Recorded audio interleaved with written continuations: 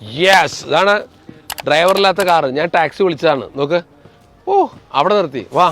Yes, നോക്കേ, 360 camera, എല്ലാം ഡ്രൈവറില്ലാത്ത car. Yes, കണ്ട. യെസ്, US അതാ ഡ്രൈവറില്ലാത്ത കാറ്.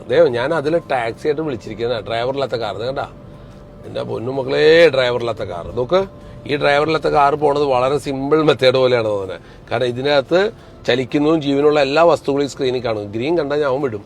കാരണം അവന് കറക്റ്റായിട്ട് അവൻ സെൻസ് ചെയ്താൽ പോണേ. നോക്ക്, വളരെ സിമ്പിളായിട്ടാണ് പോണേ. കാണുമ്പോൾ വളരെ സിമ്പിൾ. ഇതിന് സെൻസർ ചെയ്താണ് സംഭവമൊക്കെ വർക്ക് ചെയ്യണത്. ഡ്രൈവറില്ലാത്തത് കണ്ട 3 മിനിറ്റ് കൊണ്ട് ഞങ്ങൾ എത്തുന്ന എഴുതി കാണിക്കുന്നു. 12:20 എത്തും. ഞങ്ങൾ പറഞ്ഞ സ്ഥലത്ത് നോക്കൂ, കണ്ട, ഇത് സിറ്റിയുടെ അകത്ത് മാത്രമേ ഉള്ളൂ. അങ്ങനെ ഡ്രൈവറില്ലാത്ത കാറിലും യാത്ര ചെയ്തു, അങ്ങനെ ആദ്യമായിട്ട്.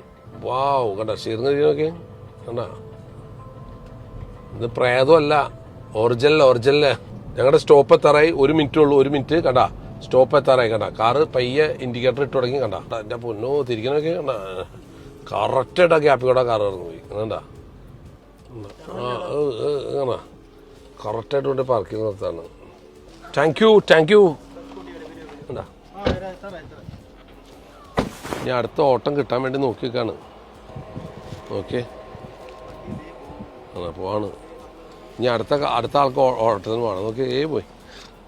അടിപൊളി.